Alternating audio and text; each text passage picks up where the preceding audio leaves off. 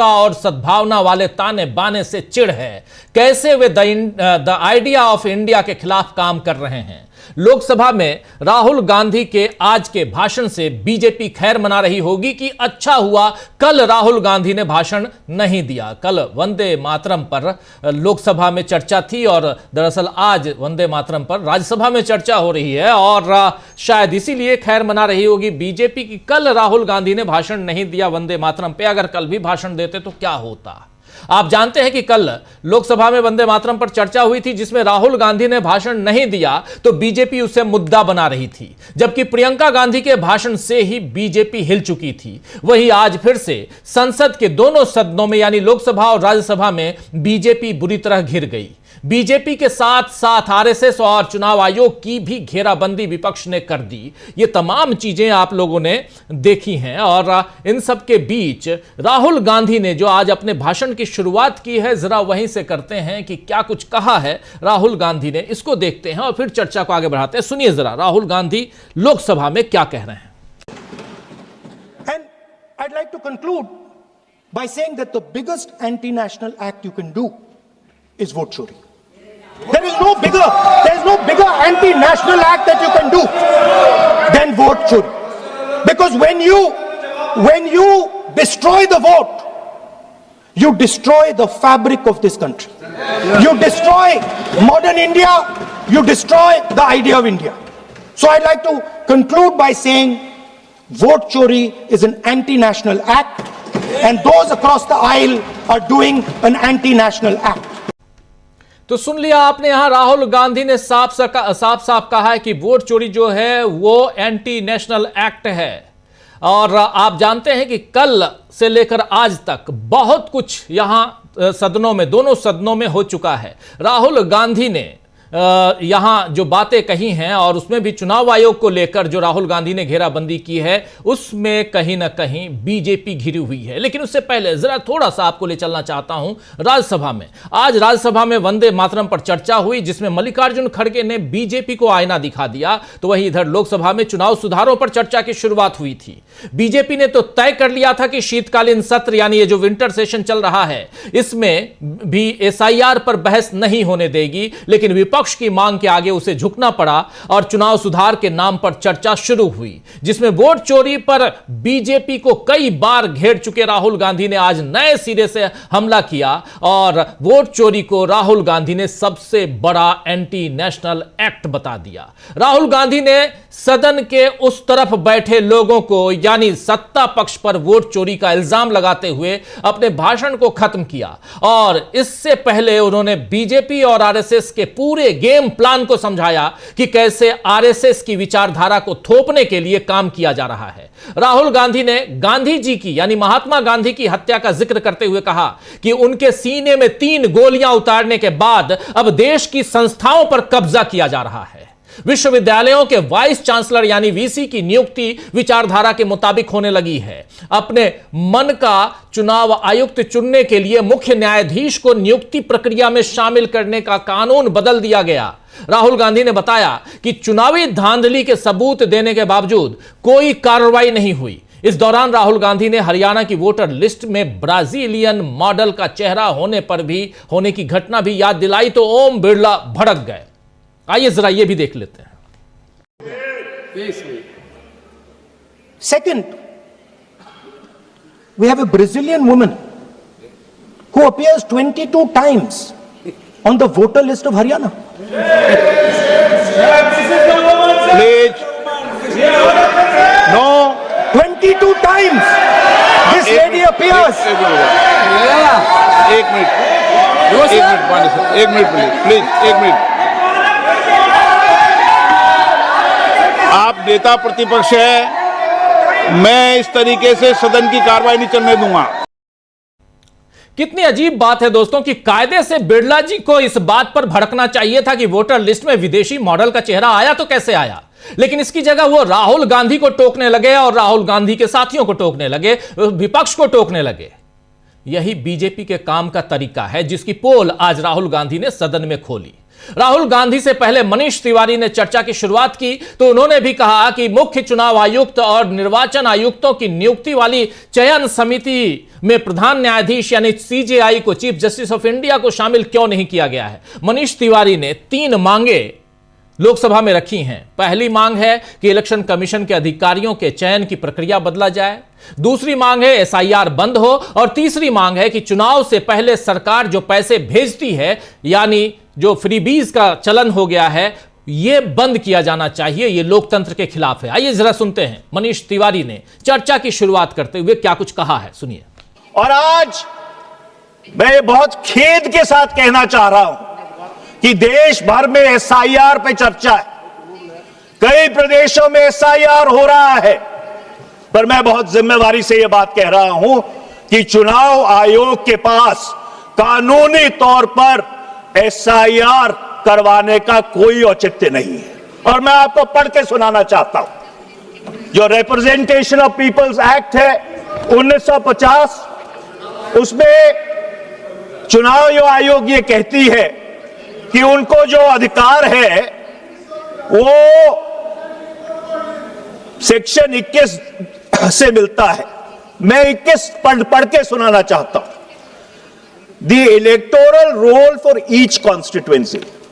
Mr. Speaker, sir, kindly mark the word each. Each constituency shall be prepared in the prescribed manner by reference to the qualifying date and shall come into force immediately upon its final publication in accordance with the rules made under this act. अब वो the said electoral roll shall unless directed by the election commission etc. ये दूसरे प्रावधान में है।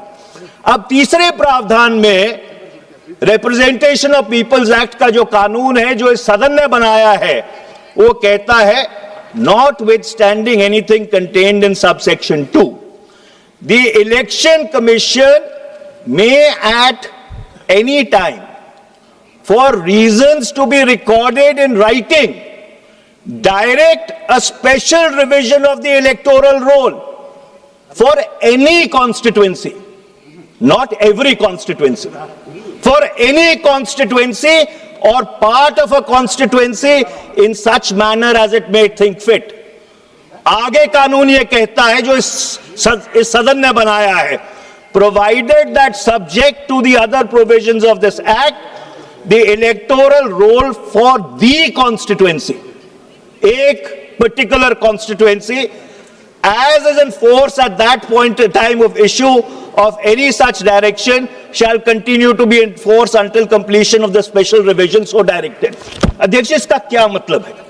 इसका मतलब ये है कि ना संविधान में ना कानून में स्पेशल इंटेंसिव रिवीजन का कोई प्रावधान है। ये सिर्फ एक अख्तियार चुनाव आयोग को दिया गया था कि अगर किसी क्षेत्र में कोई गड़बड़ी है इलेक्टोरल रोल के साथ, कोई मतदाता सूची ठीक नहीं है, तो उसको ठीक करने के लिए for reasons to be recorded in writing and reasons to be made public, तो ही आप एसआईआर कर सकते हैं। आप पूरे बिहार के लिए एसआईआर नहीं कर सकते, आप पूरे केरल के लिए एसआईआर नहीं कर सकते, आप पूरे पश्चिम बंगाल के लिए एसआईआर नहीं कर सकते।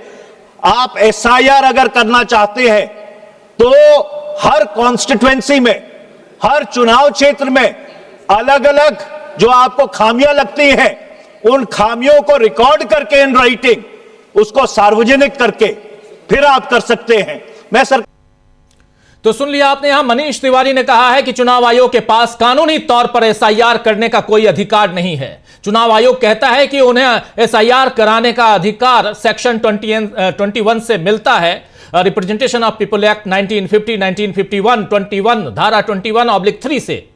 तो मनीष तिवारी ने पूरा सेक्शन पढ़कर सुना दिया, आपने देख लिया, बता दिया कि न संविधान में और न ही कानून में एसआईआर का प्रावधान है। अगर किसी क्षेत्र में वोटर लिस्ट में कोई गड़बड़ी है तो उसे ठीक करने के लिए लिखित में कारण बताकर ही चुनाव आयोग एसआईआर कर सकता है।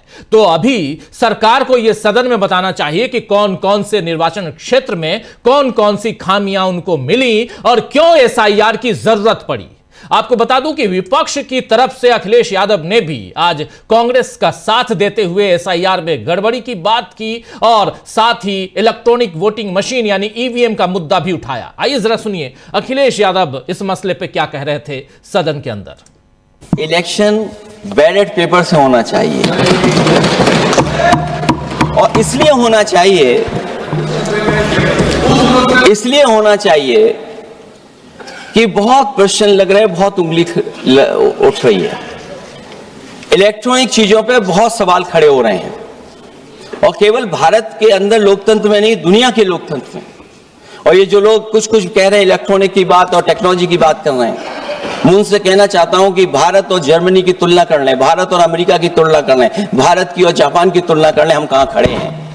अगर वो संपन्न देश जो टेक्नोलॉजी में हमसे कई गुना आगे हैं, अगर वो स्वीकार नहीं कर रहे ईवीएम, तो आखिरकार हम ईवीएम को क्यों स्वीकार कर रहे हैं। अगर उन देशों में लोकतंत्र है और बैलेट से वोट पड़ रहा है, तो यहां पर भी बैलेट से वोट पड़ना चाहिए। और जो मेरी जानकारी जहां तक पहुंचती और जानकारी है मुझे, वो जानकारी ये कहती है कि जर्मनी में अगर आप ईवीएम से वोट डालेंगे तो वो अनकॉन्स्टिट्यूशनल माना जाएगा। सोचो, जर्मनी जैसा देश बैलेट पेपर से वोट डलवा रहा है, तो आखिर भारत जैसा देश हम बैलेट पे क्यों नहीं जा रहे हैं।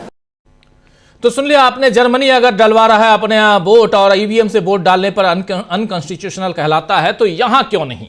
लोकसभा में आज विपक्ष ने जिस तरह से दोस्तों चुनाव आयोग को घेरा है और राहुल गांधी ने तो बाकायदा चेतावनी दे दी है कि हम जब सत्ता में आएंगे तो हम ये सब बदल डालेंगे। इसे सुनकर बीजेपी घबरा रही होगी। वैसे राज्यसभा की तरफ रुख करते हैं जरा।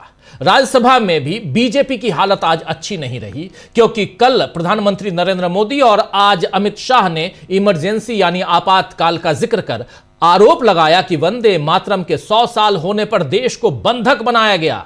लेकिन मल्लिकार्जुन खड़गे ने बता दिया कि तब तो इंदिरा गांधी ने वंदे मातरम पर डाक टिकट जारी कर दी थी। आइए जरा सुन लीजिए, और यहां ऑथेंटिकेट कर रहे थे मल्लिकार्जुन खड़गे। सुनिए जरा, देखिए। सभापति जी, बीजेपी के लोगों को वंदे मातरम की याद कई दशकों के बाद आई है, परंतु मैं सदन को याद दिलाना चाहता हूं कि वंदे मातरम की 100वीं सालगिरह के मौके पर वंदे मातरम पर पहला स्मारक पोस्टल स्टैंप 30 दिसंबर 1976 को श्रीमती इंदिरा गांधी जी के कार्यकाल में जारी किया गया है। वो स्टैंप भी मैं आपको दिखाता हूं, ये भी भेज दीजिए सर। अरे आप लोग देखे नहीं भाई, जरा देख के तो देखो। मुझे अपने सार्वजनिक जीवन के शुरुआती दिनों में एक लोकप्रिय स्टैंप बहुत अच्छे से याद है। मैं उस वक्त कर्नाटक स्टेट में एजुकेशन मिनिस्टर था, तो उस वक्त ये निकाला गया। हम लोग भी वहां पर स्टेट में इसका फंक्शन करते। आपकी अनुमति से इस स्टैंप की एक प्रति दिखाना चाहता हूं। मैं अभी आपके पास भेज रहा हूं और वो आप उसको जरा देख लीजिए। ये तो इतिहास की बात थी जिसे प्रधानमंत्री जी को समझना चाहिए था। आज की चर्चा का संदर्भ वही होना चाहिए जो देशवासियों को वंदे मातरम की भावना का सही अर्थ और सम्मान समझा सके। तो इसी तरह मल्लिकार्जुन खड़गे ने नेहरू जी के अपमान पर भी कहा कि उनका कद ऊंचा ही रहेगा, यानी नेहरू जी का कद ऊंचा ही रहेगा और आप नीचे ही रहेंगे। कुल मिलाकर मंगलवार का दिन बीजेपी के लिए काफी भारी रहा और इसी सदन में उधर आम आदमी पार्टी से राज्यसभा सांसद संजय सिंह ने भी जोरदार भाषण दिया, खासकर वंदे मातरम पे। संजय सिंह ने क्या कुछ कहा, जरा उनको भी सुनिए जरा। यह हिंदुस्तान का इतिहास। लेकिन मैं आपके माध्यम से इस सरकार से पूछना चाहता हूं, आपके पुरखे इस वक्त क्या कर रहे थे जब शहीद आजम भगत सिंह वंदे मातरम लगा रहे थे, शहीद सुखदेव वंदे मातरम लगा रहे थे, शहीद राजगुरु वंदे मातरम का नारा लगा रहे थे, शहीद खुदीराम बोस वंदे मातरम का नारा लगा रहे थे। उस वक्त आप क्या कर रहे थे? क्या कर रहे थे आप? वंदे मातरम का नारा लगाकर लोग जेल गए, लाठियां पड़ी उनको। मैं आपके माध्यम से इस सरकार से पूछना चाहता हूं, आरएसएस के 4 लोगों का नाम बताओ जो वंदे मातरम नारा लगा के जेल गए, उनका नाम बताओ आप। 4 लोगों का नाम बताओ आप, अपने 4 पुरखों का नाम आप बताओ। आप नहीं बता सकते क्योंकि आजादी के आंदोलन में आपका कोई इतिहास नहीं, आजादी के आंदोलन में आपका कोई इतिहास नहीं, यही आपकी कुंठा है। तो इसलिए कभी आप कहते हो सरदार वल्लभ भाई पटेल आपके हैं। अरे भैया, सरदार वल्लभ भाई पटेल ने आरएसएस के ऊपर बैन लगाया था, यह रिकॉर्डेड हिस्ट्री है।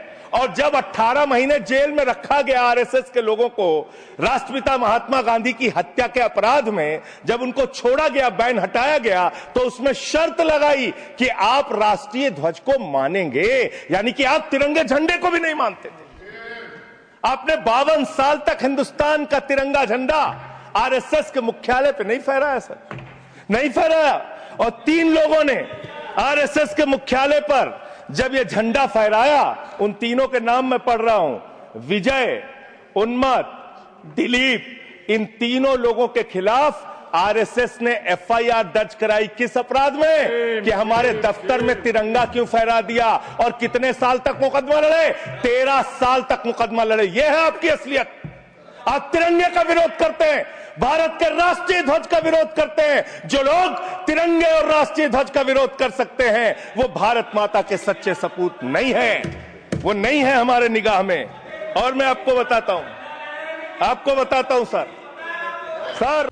तो तिरंगे का जो विरोध करते रहे वो भारत मां के सच्चे सपूत नहीं हैं। और यहां पर सच्चे सपूत की बात हो रही है तो बात यह भी हो रही है कि वंदे मातरम जब हमारे आजादी के परवाने लगा रहे थे ये नारा, तब आपके लोग कहां थे, आरएसएस के लोग कहां थे। कुल मिलाकर मंगलवार का दिन यानी आज का दिन बीजेपी के लिए काफी भारी रहा दोस्तों। सत्ता पक्ष के सांसदों ने तंज कस के या राहुल गांधी का मजाक उड़ाकर खुद को ताकतवर दिखाने की कोशिश की, लेकिन दोनों सदनों की चर्चाओं में आज विपक्ष एनडीए पर भारी पड़ा। अब चाहे विपक्षी नेताओं की कई बातों को सदन की कार्रवाई से बाहर किया जाए, लेकिन जनता ने सब कुछ सुन लिया है। उसे अब सरकार कैसे मिटा पाएगी ये देखना होगा। राहुल गांधी ने गांधी जी का नाम लेकर कहा कि जिस दिन 3 गोलियां मारी गईं, उसी दिन से आरएसएस ने अपना काम करना शुरू कर दिया था। चलिए चर्चा की शुरुआत करूं, लेकिन उससे पहले राहुल गांधी के इस अंश को, उनके भाषण के इस हिस्से को जरा सुन लीजिए। On the 30th of January 1948, 3 bullets pierced the chest of Mahatma Gandhi. Nathuram Godse assassinated the father of our nation. Today, our friends do not embrace him. Today, our friends have pushed him away. He's an uncomfortable truth. But that's not where the project ended. You see, as I said, everything has emerged from the vote. All the institutions have emerged from the vote. So it's obvious that the RSS has to capture all the institutions that have emerged from the vote. So the project, after Gandhiji's assassination, the next step of the project was the wholesale capture of India's institutional framework. तो गांधी जी की हत्या के बाद जो project था वो पूरे भारतीय इंस्टीट्यूशंस पर कब्जा करना, और इस हिसाब से कैसे धीरे धीरे आरएसएस ने अपनी गतिविधियां बढ़ाई और आज की तारीख में यहां तक पहुंच गया आरएसएस, बीजेपी पहुंच गई कि उसने चुनाव आयोग पर भी कब्जा कर लिया है। यह बात यहां कही राहुल गांधी ने। तो आइए दोस्तों, आज चर्चा करेंगे कि क्या विपक्ष के सामने टिक नहीं पाएगी बीजेपी। राहुल गांधी के भाषण से कैसे संसद में मचा बवाल और कैसे चुनाव आयोग के कारनामों की खुली पोल, इसकी चर्चा करते हैं। हमारे साथ कुछ वरिष्ठ साथी जुड़े हुए हैं, उनसे पहले आपका परिचय करवाता हूं, फिर आगे बढ़ते हैं। जरा स्क्रीन पर हमारे तमाम साथियों को ले आइए और सीधे चर्चा करते हैं, जानने की कोशिश करते हैं कि इन भाषणों के क्या मायने हैं और क्या यहां से चुनाव सुधार की कोई गुंजाइश दिखाई देती है। 5 साथी हमारे साथ मौजूद हैं इस वक्त। अमलिंदु उपाध्याय जी हैं, प्रशांत टंडन जी हैं, शकील अख्तर जी हैं, पंकज चतुर्वेदी जी हैं और मुकेश कुमार सिंह साहब हैं। आप पांचों का स्वागत इस्तकबाल है। स्वागत इस्तकबाल आप तमाम दोस्त साथी शुभचिंतक आप सबका, जो अब तक जुड़ चुके हैं उनका भी, जो जुड़ने वाले हैं उनका भी। शकील जी, क्या कुछ चल रहा था आज? सोनिया गांधी का बर्थडे भी था और केक भी काटा गया संसद के अंदर, और तमाम विपक्षी दलों के नेता थे, अखिलेश यादव भी दिखाई दे रहे थे, उस वीडियो को भी दिखाएंगे हम। लेकिन आज 9 तारीख सोनिया गांधी का बर्थडे है। प्रधानमंत्री नरेंद्र मोदी ने भी सुबह सुबह बधाई दी उनको ट्विटर पे। लेकिन सवाल ये है कि जब संसद के अंदर जाते हैं तो फिर आग उगलने क्यों लगते हैं, वो भी झूठी बातों के साथ? देखिए राजीव जी, आज फिर कांग्रेस का दिन था। कल के बाद लगातार दूसरी बार सत्ता पक्ष बहुत मुश्किल में रहा। यहां तक कि अमित शाह को राज्यसभा से उठकर जाना पड़ा। कांग्रेस अध्यक्ष और राज्यसभा में विपक्ष के नेता मल्लिकार्जुन खड़गे ने इतने तीखे हमले किए, भारत माता की जय और वंदे मातरम के नारे लगाए, सारे सवाल उठाए कि अमित शाह जो बड़े आराम से सुन रहे थे उठ के बाहर आ गए। लेकिन राहुल के भाषण के दौरान वो पूरे टाइम बैठे रहे। राहुल भी आज बहुत कड़े तेवर में थे। कल प्रियंका गांधी ने, जो भी दिख रहा है स्क्रीन पे, बहुत हंस हंस के अपनी बात कही थी, वो सब लोगों को बात सुना दी थी। मगर राहुल का स्टाइल दूसरा है। उन्होंने सीधे बीजेपी के, आरएसएस के मर्म पे प्रहार किए। अभी आप जैसा बता रहे थे, उन्होंने शुरू ही गांधी की हत्या से किया, आरएसएस पर हमले से किया, और ये बताते हुए किया कि आरएसएस और बीजेपी ने किस तरह सारे के सारे जो है इंस्टीट्यूशन कैप्चर्ड कर लिए। लेकिन राजीव जी, बड़ा सवाल ये है कि बार बार लोकसभा अध्यक्ष भी कह रहे थे, कल भी कह रहे थे वंदे मातरम की बहस पे, आज कि ये विषय है, इस पे बोलिए। चुनाव सुधार विषय था, एसआईआर मांगा था, ठीक है। तो चुनाव सुधार पे सरकार जो है क्या योजना लेके आई? पूरे दिन भर की बहस में सरकार की तरफ से चुनाव सुधार हम कैसे करने जा रहे हैं, क्या कोई घोषणा आई? लेकिन राहुल ने कॉन्क्रीट सुझाव दिए, ठोस सुझाव दिए। उन्होंने अपनी सारी बातें कही, मगर क्या होना चाहिए ये राहुल ने बताया। उन्होंने सबसे पहली बात कही कि मशीन रीडेबल वोटर लिस्ट आपको 1 महीने पहले दे देना चाहिए सारी पार्टियों को। सीसीटीवी 45 दिन में हटाने की जो बात आपने कही है, उसको वापस लेना चाहिए। और सबसे बड़ी बात, ये इम्यूनिटी क्यों दी, अभयदान क्यों दिया चुनाव आयुक्तों को? ये आपने कैसे पास कर लिया? इसे वापस लेना पड़ेगा। सीजीआई हटा दिया आपने, chief justice of India. Rahul ने बड़ी अच्छी बात कही कि वहां एक कमरे में प्रधानमंत्री बैठे होते हैं, अमित शाह बैठे होते हैं, मैं बैठा होता हूं। चुनाव आयुक्त की सिलेक्शन की बात होती है, वो 2 में 1। सोच लीजिए आप जी, बिल्कुल सही बात है।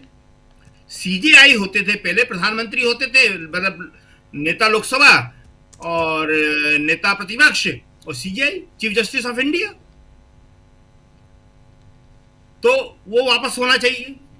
और ये उन्होंने साफ तौर पे कहा कि ये जो चुनाव आयोग सोच रहा है, चुनाव आयोग समझ रहे हैं कि बच जाएंगे, हम पिछली तारीखों से कानून लागू करेंगे और आप कहीं भी होंगे हम आपको ढूंढ लाएंगे। तो आज का दिन दोनों सदनों में बहुत ही महत्वपूर्ण रहा।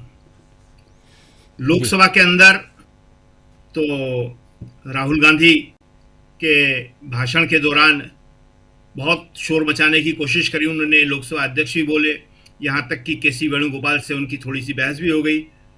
वो केसी वेणुगोपाल से बोलने लगे आप धमकी दे रहे हैं। केसी वेणुगोपाल ये कह रहे थे कि नेता प्रतिपक्ष को आप क्यों रोक रहे हैं, नेता प्रतिपक्ष को बोलने दीजिए। राज्यसभा में आज खड़गे जी बहुत ही जबरदस्त फॉर्म में थे, जिसे कहते हैं कि आज गजब का फॉर्म था उनका।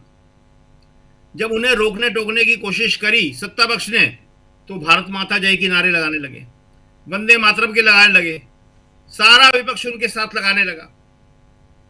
वहां पे जो सभापति थे, चेयरमैन, उन्होंने कहा आपको दिक्कत क्या है? उन्होंने कहा अत्याचार हो रहे हैं दलितों पे, ये दिक्कत है। राष्ट्रीय सुरक्षा का सवाल है, ये दिक्कत है। ट्रंप क्या बोल रहा है, ये दिक्कत है। उन्होंने सारे सवाल उठाए, बहुत कोशिश करी सत्ता पक्ष ने कि उन्हें रोक दे, मगर गजब था, वो रुके नहीं। कोई एक सवाल उन्होंने नहीं छोड़ा और सारे सवाल उठा दिए उन्होंने, ये सवाल थे। और बोला कि वंदे मातरम से जुड़े हैं, देश की सुरक्षा से जुड़े हुए सवाल हैं, इसलिए इनको उठाना जो है बहुत जरूरी है। राहुल ने बताया कि कैसे सबसे पहले यूनिवर्सिटी में, फिर इंटेलिजेंस एजेंसियों को, फिर इलेक्शन कमीशन को कैप्चर किया इन लोगों ने जी। और जो सबसे लास्ट में राहुल ने बोला वो ये कि चुनाव में वोट चोरी जो आप कर रहे हो, इससे बड़ा देशद्रोह, एंटी नेशन काम कोई हो नहीं सकता। ये सबसे बड़ा अपराध है। आप फैब्रिक ऑफ इंडिया को नष्ट कर रहे हो, आप आइडिया ऑफ इंडिया को खत्म कर रहे हो, आप भारत को खत्म कर रहे हो। इसलिए राहुल गांधी ने जो मांग करी थी और जिस बात को वोट चोरी को लेकर वो लगातार आंदोलन कर रहे हैं, वोट चोर गद्दी छोड़ के नारे भी लग गए, अभी बहुत रोकने की कोशिश करी। आपने देखा होगा कि राहुल जब बोल रहे थे और उन्होंने ब्राजीलियन महिला का नाम लिया तो कुछ फोटो जो है वो दिख गए कैमरे पे। सारे कांग्रेस के मेंबर ब्राजीलियन महिला के फोटो लाए थे और जैसे ही राहुल ने नाम लिया वो लहराने लगे। सबसे ज्यादा हंगामा इसी के ऊपर हुआ। कोशिश बहुत करी गई कि वो कैमरे पे ना आए, मगर वो फोटो दिख गए। और फिर राहुल ने बड़ी मजेदार बात कही, जब उनके विपक्ष के लोग शोर मचाने लगे कि आप क्यों रोक रहे हैं, ये व्यवधान क्यों डाल रहा है सत्ता पक्ष, तो स्पीकर ने कहा कि आप नेता प्रतिपक्ष रोकिए। तो राहुल ने हंसते हुए कहा मैं इनसे असहमत हूं, मैं इनके फोटो दिखाने से असहमत हूँ। तो सारा समूह जो है हंसने लगा और वो बंद हुआ। तो आज का दिन जो है काफी जी रहा और कांग्रेस के लिए लगातार दूसरा दिन जो है वो बहुत ही कामयाब रहा। जी जी बिल्कुल। संसद के अंदर विपक्ष यहां सत्ता पक्ष पर भारी दिखाई दिया लगातार दूसरे दिन, और लेकिन राहुल गांधी बैठते बैठते कह गए कि वोट चोरी जो है ये बिगेस्ट एंटी नेशनल एक्ट है, ये कह गए राहुल गांधी। जल्दी से आना चाहता हूं प्रशांत जी आपके पास, फिर चर्चा आगे बढ़ाते हैं, हमारे तमाम साथियों के बीच आता हूं। प्रशांत जी, कैसे देखा जाए, चुनाव सुधार पे बात हो रही थी और चाहे उधर राज्यसभा में या कल लोकसभा में वंदे मातरम पे बात हो रही थी, और बार बार आसंदी पर बैठे जो अध्यक्ष या सभापति महोदयों को बोलना पड़ा दोनों को कि आप इस पे बात कीजिए, आप इससे बाहर मत निकलिए। राहुल गांधी ने कहा मैं फ्रेम कर रहा हूं अपने भाषण को, आप मुझे बीच में टोक रहे हैं और मुझे डिस्टर्ब किया जा रहा है सत्ता पक्ष की तरफ से। आपकी बात। राजीव जी, पहले जरा बात कर लें जो वंदे मातरम पे बहस हुई है, बहुत ऐतिहासिक है। और मेरी याददाश्त में किसी प्रधानमंत्री ने आरएसएस की इतनी बेइज्जती नहीं करवाई जितनी नरेंद्र मोदी ने करवाई उनके 100वें साल में। राजीव जी, मैं नरसिम्हा राव के प्रधानमंत्री काल से लेकर अब तक संसद को देखता रहा हूं और कभी भी ऐसा नहीं हुआ।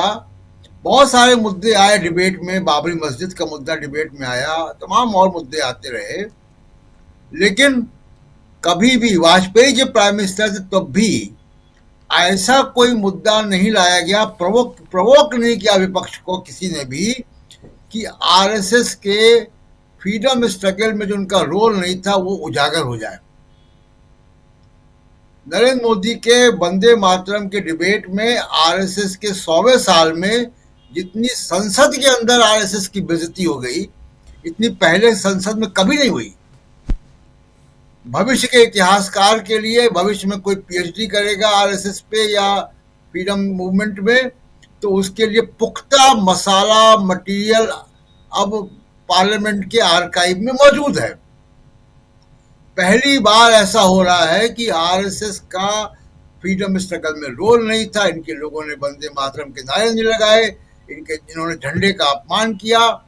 ये तमाम बातें मुस्लिम लीग के साथ सरकारें बनाई, हिंदू महासभा ने, ये तमाम बातें संसद में दस्तावेजों के साथ रख दी गई आज पिछले 2 दिन में। जी। इतने डिटेल में आरएसएस का फ्रीडम स्ट्रगल में जो नकारात्मक भूमिका थी वो इतने डिटेल में कभी डिस्कस नहीं हुई हाउस में। तो ये श्रेय जो है अपोजिशन को धन्यवाद देना चाहिए प्रधानमंत्री नरेंद्र मोदी का कि उन्होंने ऐसा माहौल बनाया कि लोगों ने खुलकर, चाहे मल्लिकार्जुन खड़गे हो, चाहे संजय सिंह हो, चाहे वो आरजेडी के प्रोफेसर साहब हो, तमाम लोगों ने मिलके आज और कल 2 दिन में आरएसएस के फ्रीडम स्ट्रगल के भूमिका के बारे में बहुत डिटेल में दस्तावेजों के साथ बात रख दी है और ये सब रिकॉर्ड में चला गया। आरएसएस को परेशानी होनी चाहिए इसमें कि पहली बार उनका सब कुछ रिकॉर्ड में चला गया है वंदे मातरम की डिबेट के जरिए, और ये काम नरेंद्र मोदी जी ने किया। अब जो एसआईआर पे डिबेट हुई या चुनाव सुधार पे डिबेट हुई, उसमें बहुत महत्वपूर्ण बात आज राहुल गांधी ने की है। बाकी बातें तो आप सुनवा चुके कि वो एंटी नेशनल है काम, बिल्कुल एंटी नेशनल है, लोकतंत्र के खिलाफ है काम। लेकिन उसमें जो महत्वपूर्ण बात है, जो ज्ञानेश कुमार और राजीव कुमार को परेशान करेगी, राहुल गांधी ने कहा कि हम लोग भविष्य में कानून लाएंगे इस पर, जो कानून लाकर चुनाव आयुक्तों को छूट दे दी गई है कि इनके खिलाफ कोई मुकदमा नहीं होगा, इनके खिलाफ कोई एफआईआर नहीं होगी। राहुल गांधी ने कहा हम लोग ये कानून हटाएंगे और इस कानून में पिछले रेट्रोस्पेक्टिव यानी पीछे से लागू होगा कानून ये, तो राजीव कुमार भी बरी नहीं हो पाएंगे। तो भविष्य में कभी भी कोई सरकार आएगी तो ये कानून बनेगा जिसमें कि इलेक्शन कमिश्नर के पिछले कारनामों के, भले ही वो रिटायर हो गए हों, उनको भी कानून के प्रति जवाबदेह बनाया जाएगा। अब दूसरा उसमें महत्वपूर्ण लिंक क्या है कि राहुल गांधी ने कहा कि ये देशद्रोह का मामला है, एंटी नेशनल काम है। यानी आज जो ज्ञानेश कुमार कर रहे हैं या राजीव कुमार चले गए, भविष्य की सरकारें इसको एंटी नेशनल एक्ट के तहत पे देखेंगी और उसी फ्रेमवर्क में इनके ऊपर मुकदमे होंगे, जिसमें उम्र कैद और फांसी की सजा भी है। तो ये राहुल गांधी ने बहुत इंपॉर्टेंट एक बात कही है जो इलेक्शन कमिश्नर्स को सोचना चाहिए। और बाकी और बातें जो हुई डिबेट में उसकी चर्चा मैं सेकेंड राउंड में करूंगा। जी बिल्कुल आप सही कह रहे हैं। एंटी नेशनल एक्ट की तरह देखा जाना चाहिए वोट चोरी को। ये बात अगर राहुल गांधी यहाँ कह रहे हैं तो पंकज जी फिर इसके क्या मायने निकाले जाएं। और यहाँ से उन्होंने जो डिमांड रखी है उसमें बहुत कुछ ऑलरेडी यहाँ हमारे साथी शकील जी ने बता भी दिया है, जिसमें सीसीटीवी फुटेज से लेकर ईवीएम तक और तमाम और ये वोटर लिस्ट जो है वो कंप्यूटर रीडेबल हो, ये सारी डिमांड है राहुल गांधी की। चुनाव सुधार की बात है यहाँ पे, कैसे चुनाव में वोटों की चोरी रोकी जाए ये भी उन्होंने बताई हैं। लेकिन इन सब के बीच उन्होंने कह दिया कि हमारी सरकार आएगी तो फिर इसके क्या मायने। यहाँ पर क्या अब आर पार की लड़ाई देखी जाए? यहाँ से आज तो चूंकि संसद में जो बहस होनी थी हो गई, एक बहस उधर सुप्रीम कोर्ट में भी चल रही है, वो भी आज पूरी हुई है। और अब डिफेंसिव जो पक्ष है यानी चुनाव आयोग, उसको अब बहस करनी है। लेकिन इन सब के बीच संसद से क्या कुछ निकल के आते हुए आप देख रहे हैं? अनम्यूट कीजिए प्लीज, अनम्यूट कीजिए।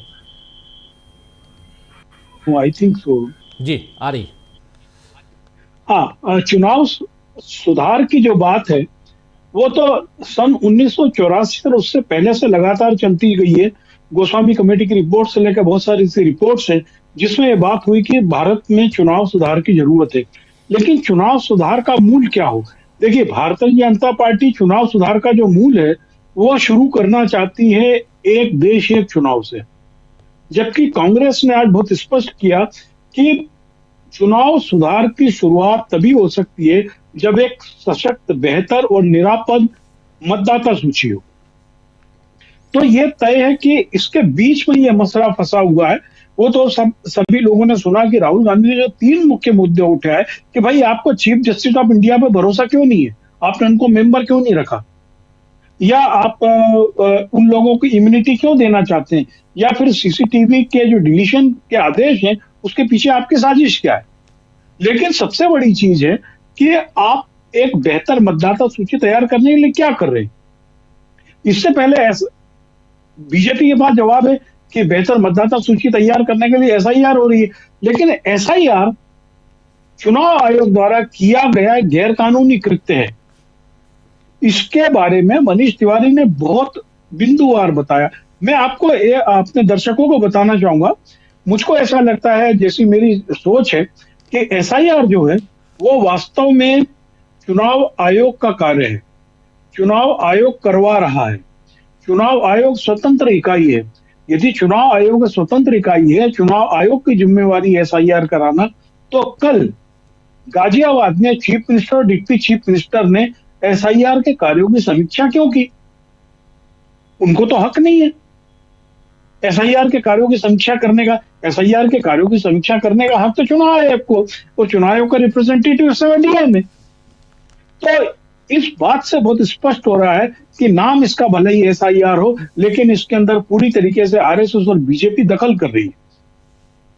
किस तरीके से हर संस्था को कमजोर किया गया, जो इलिजिबल नहीं है, जिनकी अर्हता नहीं है, उन लोगों को आपने वाइस चांसलर बना दिया। इसके ऊपर चर्चा हुई, और वह चर्चा इसलिए जरूरी थी क्योंकि मैं आपको व्यक्तिगत अनुभव बता रहा हूं।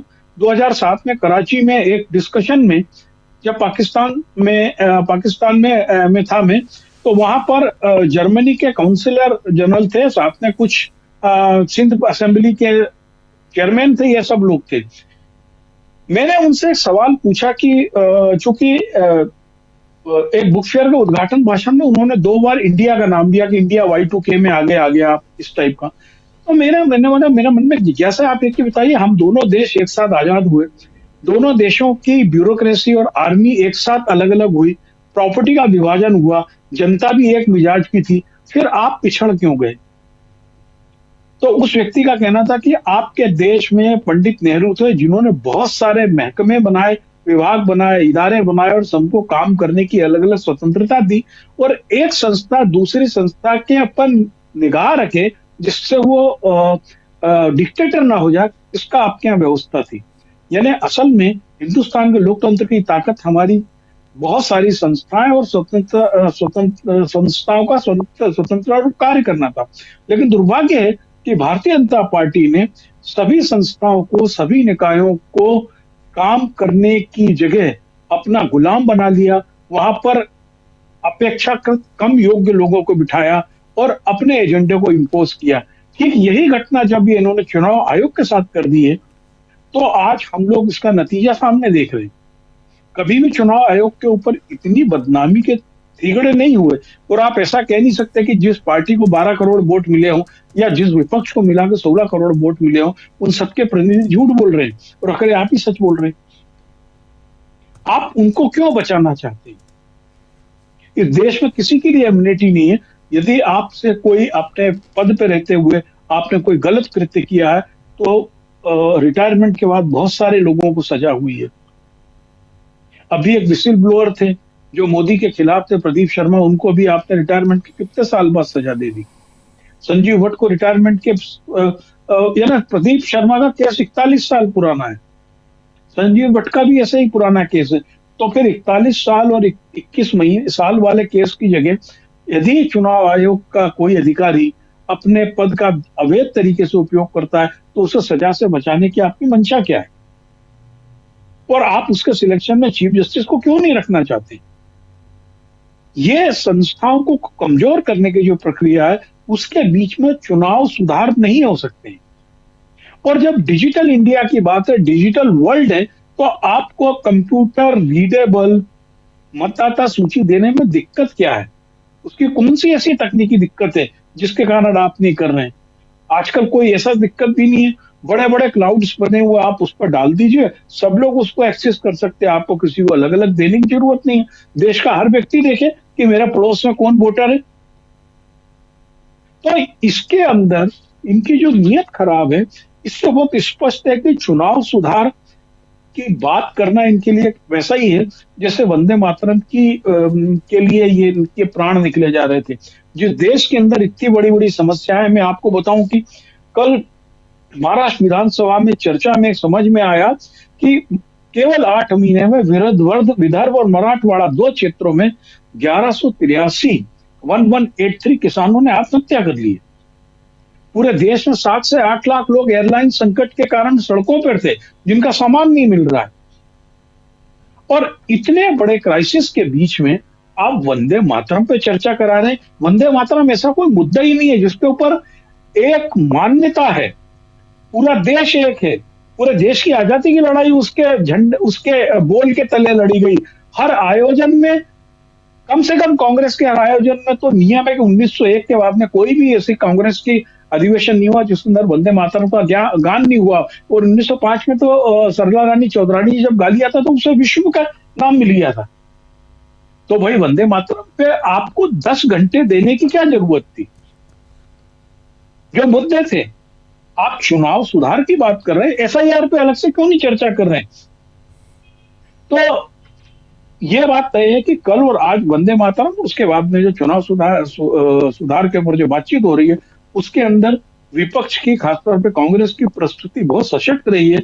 मैं कम से कम मल्लिकार्जुन खड़गे के भाषण को आज अद्भुत भाषण मानता हूं, जो इस बार के सदन के इतिहास का एक शानदार भाषण रहा। और ठीक उतना ही सुंदर भाषण कल प्रियंका गांधी का था।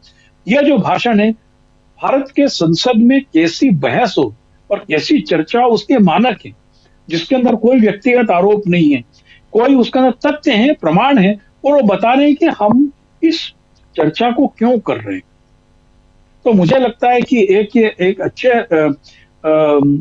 सदन की परिपाटी है। लेकिन दुर्भाग्य है कि हमारा लोकसभा के जो स्पीकर साहब हैं, वो इतने बड़े पोस्ट पर बैठने के बाद भी अपनी भूरी पेंट का मोह नहीं छोड़ पा रहे हैं, और वो बार बार एक लोकसभा के अध्यक्ष के बनिस्पत एक आरएसएस का कार्यकर्ता बनना ज्यादा पसंद कर रहे हैं। ये बड़ा इस देश की लोकतांत्रिक प्रणाली के दुर्भाग्य है।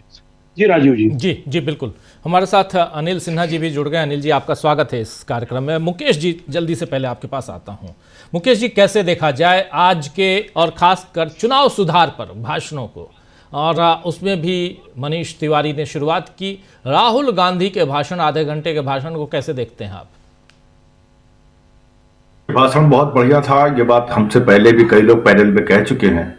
उसकी सबसे बड़ी हाईलाइट को आपने शुरुआत में ही बताया कि जिस तरीके से वोट चोरी हो रही है, इससे बड़ा देशद्रोह कुछ नहीं है।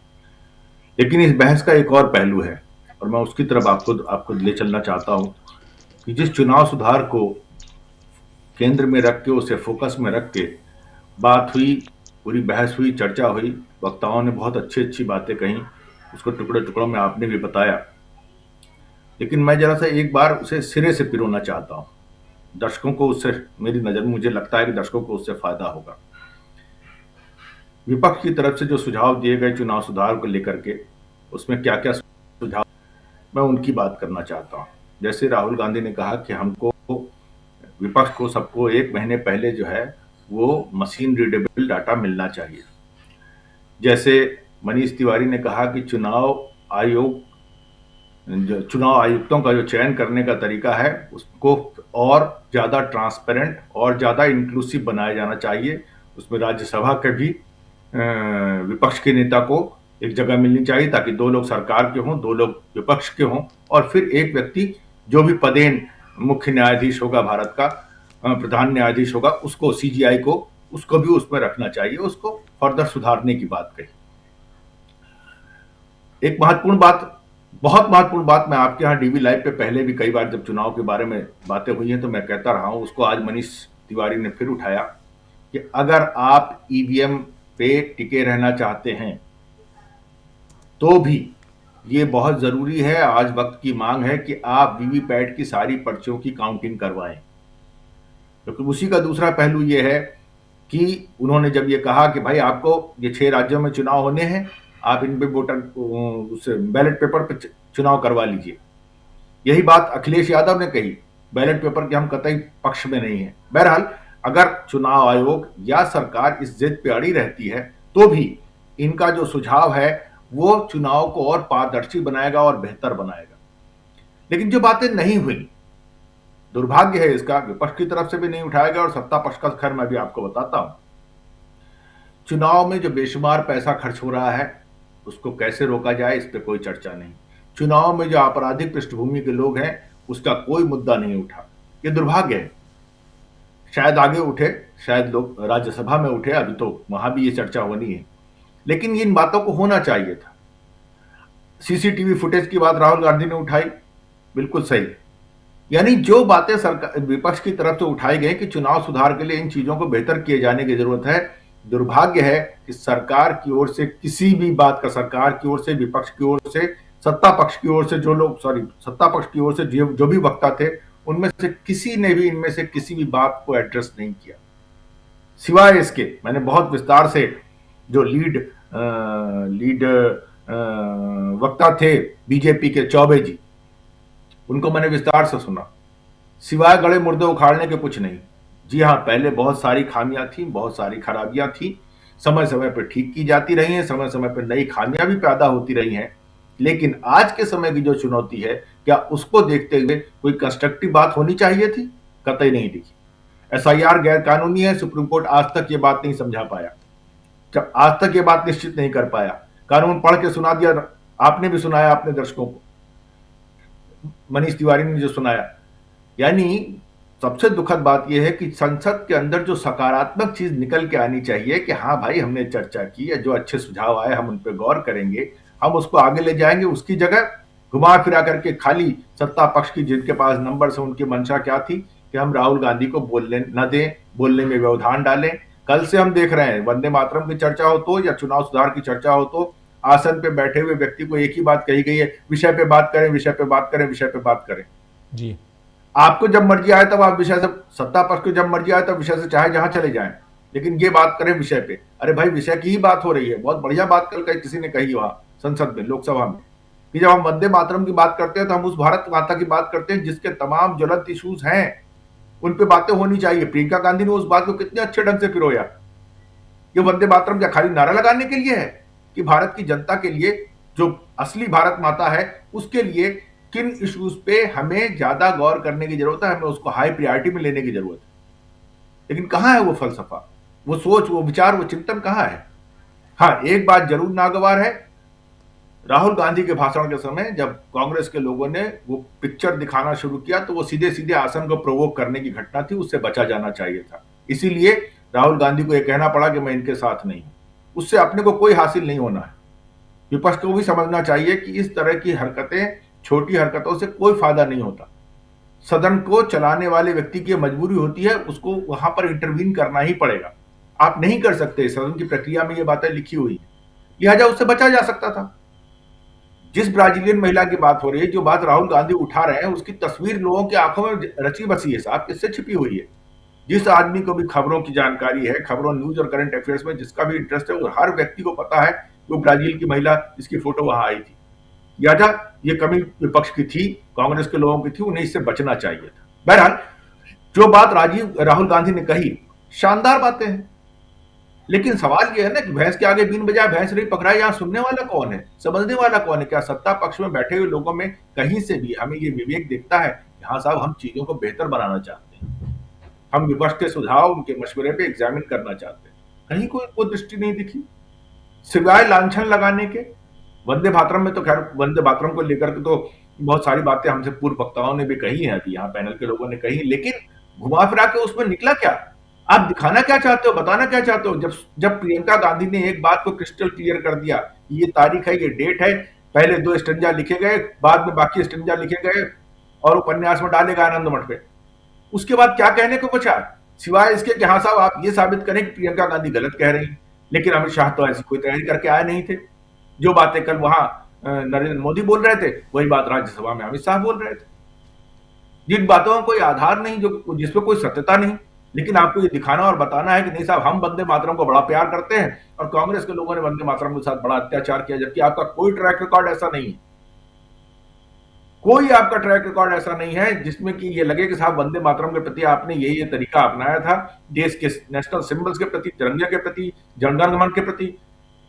आजादी के आंदोलन में तो आपका कोई योगदान है ही नहीं, चलिए ठीक है, लेकिन उसके बाद भी जब से आप आए यहां खड़े हुए पैदा हुए, तो ये जो तौर तरीका है इसको देश की जनता को समझना चाहिए। जो सारी की सारी चर्चा की बात है, जनता को इन बातों को गहराई से समझना चाहिए और हम लोगों की भी चेष्टा यही है कि जनता को हम वो पहलू बता सके, वो समझा सके कि देखिए साहब इसका ये मतलब और ये अर्थ है। कहां है वो इलेक्टोरल रिफॉर्म्स की वो बातें? यस, पहले कमियां रही हैं, इसमें कोई दो राय नहीं है कि कमियां नहीं थी। कमियां नहीं होती तो सुप्रीम कोर्ट के मैकेनिज्म क्यों बनाना पड़ता? लेकिन उस सुप्रीम कोर्ट मैकेनिज्म बनाएगी और आप उसको जो है वो कानून सबको पलट देंगे। सुप्रीम कोर्ट ने आपको एक मैकेनिज्म दिया कि साहब एक पैनल बनाइए। यस, उससे पहले जिस तरीके से चुनाव आयुक्तों की नियुक्ति होती थी उस पर सवाल खड़े होते थे, ठीक बात है, लेकिन जो चीज बेहतरी करने की कोशिश की आपने तो फिर उसको बदतर कर दिया। और ये ऐसा तो इस देश में कभी हुआ ही नहीं। एक इकलौता ऐसा पद है चुनाव आयोग का जिसको कि इतनी बड़ी छूट मिली है कि तुम चाहे जो कर लो, तुम्हारे जीते जी नौकरी छोड़ने के बाद भी, रिटायर होने के बाद भी तुम्हारे जीते जी एक अदद FIR तक नहीं हो सकती। यानी ऐसा कानून बनाना, ये सुरक्षा, ये प्रोटेक्शन जिस चुनाव आयोग को ऑलरेडी इंपीचमेंट की सुरक्षा मिली हुई है। इंपीचमेंट का मतलब है उसको हटाने की प्रक्रिया बहुत जटिल और कठिन है। वो व्यवस्था दी गई है संविधान में, बहुत अच्छा किया गया है उसकी निष्पक्षता को बनाए रखने के लिए, लेकिन आपने उसके ऊपर ये क्या चीज जोड़ दी? ये कितना बड़ा प्रोवोकेशन है उन लोगों के लिए जो चुनाव आयोग पे सवाल उठा रहे हैं। और सवाल अगर गलत उठा रहे हैं तो जवाब मिलना चाहिए। जवाब कौन देता है? जवाब दे रही है बीजेपी। अभी देखिए पंकज जी ने कितनी अच्छी बात बताई कि गाजियाबाद में कौन कर रहा है SIR का सुपरविजन, उसका रिव्यू, सरकार के लोग कैसे कर सकते हैं इस काम को। तो इस तरीके से आप ब्लैटेंटली, खुलेआम, सरेआम, दादागिरी वाले स्टाइल में कि हमें जो करना है हम करेंगे, जो हमारा जो उखाड़ सके सो उखाड़ ले, उस तरह से सत्ता को, लोकतंत्र को अगर आप चला रहे हैं तो ये आप अच्छा नहीं कर रहे हैं, ये देश के हित में नहीं कर रहे हैं। इससे आप राजनीतिक रोटियां भी मेरे ख्याल से नहीं सेक पाएंगे, क्योंकि आपके पास है ही नहीं वो ताकत आपके पास है ही नहीं जिससे आप राजनीतिक रोटियां सेक सकें। राजनीतिक रोटियां सेकने के लिए फिर आपको हिंदू मुसलमान करना पड़ता है।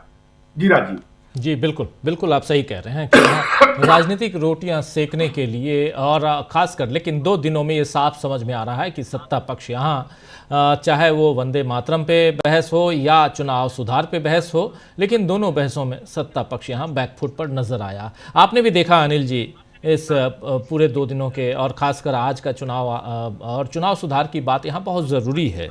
और इस पर जो पॉइंट्स, जो मुद्दे रखे गए हैं, शुरुआत में मनीष तिवारी के ज़रिए, चाहे उनके बाद अखिलेश यादव, फिर राहुल गांधी, सत्ता पक्ष कहीं ना कहीं डिफेंड करता हुआ या गलत बयानी करता हुआ और ऐसे तर्कों को सामने रखता हुआ जो कहीं ना कहीं अगर ऑथेंटिकेट करने की बारी आए, कहा जाए, तो शायद वो ऑथेंटिकेट भी न कर पाए। कैसे देखते हैं आप, और ख़ासकर जिन मुद्दों को लाने की कोशिश थी, क्या वो मुद्दे आ गए आज की डिबेट में, चर्चा में, संसद के अंदर? अनम्यूट भाषण जो है, जी ठीक है, आ रही आवाज। हाँ, राहुल गांधी का भाषण मुझको लगा कि अब वो स्टेट्समैन की ये में है, स्टेचर में आ गए हैं। उन्होंने जिस तरह से चुनाव चोरी, वोट चोरी को जिस तरह से उन्होंने देशद्रोही के मामले से, मतलब उससे बड़ी चीज बताई कि भाई वो ये आइडिया ऑफ इंडिया को खत्म करने वाला और जो फैब्रिक है इंडियन ये का, डेमोक्रेसी का, इंडिया का, उसको डिस्ट्रॉय करने वाला, वो हमको बहुत बहुत जबरदस्त चीज लगी। इसीलिए उसमें आप देखिए कि उन्होंने बताया कि किस तरह से एक कॉमनवेल्थ को आउटफिट,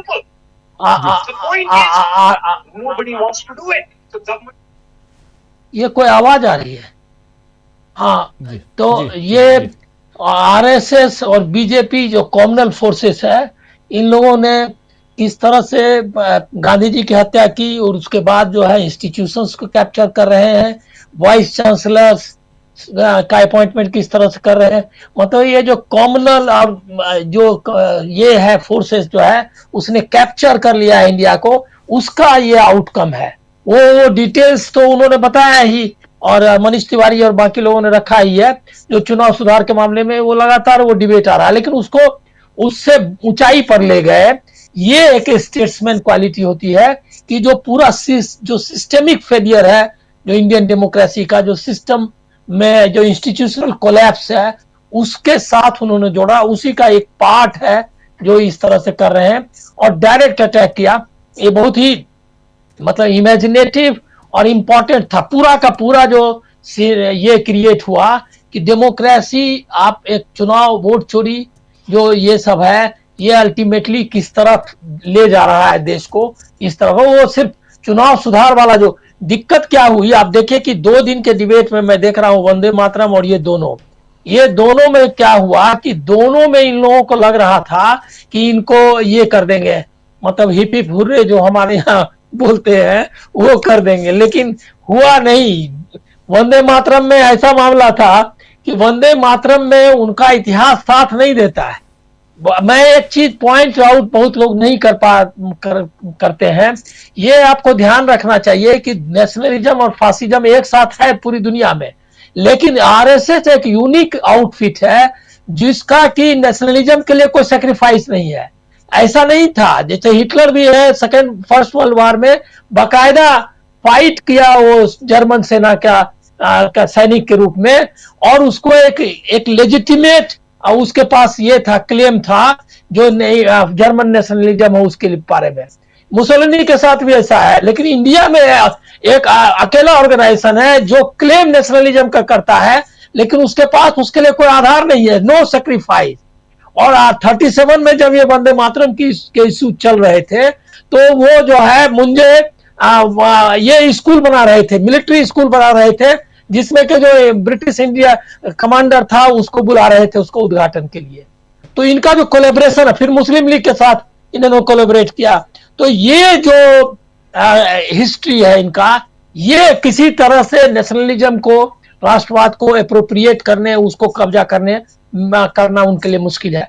राहुल गांधी की ये खास बात ये रही कि ये चुनाव चोरी को इस तरह से सिर्फ जो है इलेक्शन कमिश्नर पर अटैक करके या क्या कहते हैं बीजेपी को सामने कटघरे में रखना कि जैसे कि वो एक तरह का एक सिर्फ कब्जा कर रही है वोटिंग मशीन पे और चुनाव जीत रही है सत्ता के लिए। वो एक लार्जर जो गेम प्लान है, जो एक आरएसएस की जो कोशिश है देश में जो लाने का, और वो और बहुत अच्छे खादी का एग्जांपल, फैब्रिक ऑफ इंडिया का, उसके बाद जो है ये क्या कहते हैं डाइवर्सिटी, उन्होंने जो एक्सप्लेन किया मार्वेलस, मतलब मैं बहुत ही ये हूं कि उन्होंने इसको किस तरह से बताया कि ये जो डाइवर्सिटी है उसको मतलब इंडियन डेमोक्रेसी की ताकत वही है, आइडिया ऑफ इंडिया वही है, चुनाव उसका एक्सप्रेशन है और आप उसको डिस्ट्रॉय कर रहे हैं।